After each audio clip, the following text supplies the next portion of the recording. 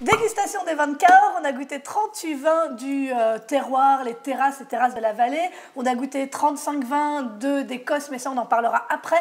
On va d'abord parler... L'Écosse?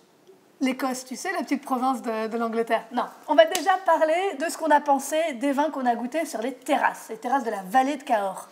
Alors, c'est une dégustation, on va dire, un peu plus classique. On parlera tout à l'heure d'Écosse, plus classique dans le sens où j'ai l'impression de me retrouver dans une dégustation de Cahors il y a une dizaine d'années. Ce sont des vins très généreux, plus mûrs que la moyenne.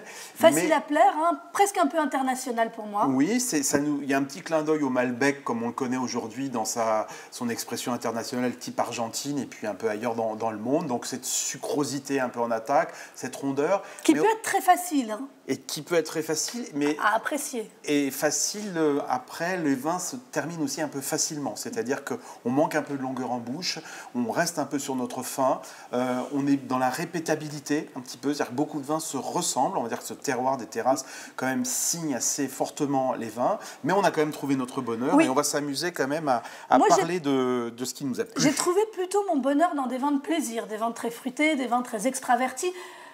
Pas trop dans l'élégance. J'ai eu un peu de mal parfois à trouver de l'élégance ou de la délicatesse. Mais enfin, je peux commencer tout de suite avec un vin qui m'a bien plu. C'est le Château Haut-de-Bory. Il est là. C'est un Cahors qui vaut 14 euros. 14 euros. Et pour 14 euros, ma foi, on a, alors je vais vous dire ce que j'en ai pensé, vraiment beaucoup de fruits, de la mûre, de la cerise, quelque chose de très gourmand, un peu de sucrosité, beaucoup de rondeur, beaucoup de plaisir. Voilà, quelque chose qui s'apprécie très facilement, qui se débouche sans trop y penser et qui se boit vraiment. Alors moi, dans cette famille-là, j'ai trouvé mieux, puisque moins cher, et dans une famille qui m'intéresse beaucoup. J'étais sûre qu'il te plairait, celui-là. Même si je ne cautionne pas tous les vins vinifiés sans soufre, il y a beaucoup de choses qui sont encore à améliorer, mais quand on tombe sur un bon vin, ça m'intéresse. Et surtout, j'ai découvert depuis peu que le Malbec à Cahors avait une capacité, grâce à ces tanins, à ces anthocyanes naturels qu'il y a dans ce raisin, c'est une très belle matière pour vinifier sans soufre. Alors mon coup de cœur dans cette famille-là, c'est Mise à Nu. Voilà, c'est Mise à Nu, ça coûte 11,50 € et c'est le domaine du Théron. Voilà, ça c'est glou-glou comme disent un peu trop facilement tous les garçons de café parisiens hipsters en ce moment, mais c'est surtout un vin très lisse, très gourmand, beaucoup de fruits. J'étais entre la mûre et le cassis, naturel. Ah oui, pas très nature, hein, il faut vraiment aimer ce genre de vin. Ouais, mais moi j'aime bien, mais vraiment j'avais l'impression de croquer la peau du cassis quand les mûres, ces petits cassissiers qui sont au fond du jardin et qu'on va picorer comme ça. C'était pas un grand vin, mais c'est un vin qui a énormément d'énergie et de plaisir. Moi j'aimais. Alors si vous voulez des fruits un peu plus mûrs, là c'est Grand Coutal et c'est un vin qui vraiment sent la marmelade de fruits. Alors c'est pas le fruit qui vient d'être cueilli, c'est vraiment la marmelade, hein. Le fruit qui a été un peu cuit, qui a été un peu compoté, qui est très joli parce qu'il n'y a pas de lourdeur. On a vraiment aussi beaucoup de plaisir, ça coûte 15 €. Et toi tu disais que c'était un peu un vin Michel Roland et je vois tout à fait ce que tu veux dire par là. Le fruit est mûr, il y a vraiment une maturité qui est très belle, il y a vraiment quelque chose qui est très velouté, qui est très agréable. Confortablement d'un Chesterfield, voilà, c'est quelque chose de très... Voilà, on a un peu du mal à en sortir. Moi, j'aime les choses un tout petit peu plus tendues, mais c'est très bien fait. des choses plus nerveuses. C'est très bien fait. Mais moi, voilà, j'ai trouvé beaucoup de plaisir. Et je l'ai mis, voilà, moi, il arrive dans les 3e, 4e choix, mais je valide aussi. Ça, je crois qu'on est complètement d'accord. Ouais, on est complètement d'accord. Gros coup de cœur commun. Voilà, ça fait longtemps que je n'avais pas goûté. C'est le domaine Le Bout du Lieu, la cuvée empirée. 21 €. 21 €. Là, voilà, typiquement ce que je reconnais comme étant demain la trace d'un Cahors type grand cru ou premier cru, on va dire. C'est-à-dire qu'on a vraiment une dimension supérieure à la moyenne. Il sort. Alors, il est mûr. Il a ce qu'on expliquait sur typiquement de terrasse, de ces vins des terrasses. Il a cette rondeur, cette générosité, ce côté argile, on va dire, hein, pour parler plus schématiquement des vins qui ont beaucoup de rondeur.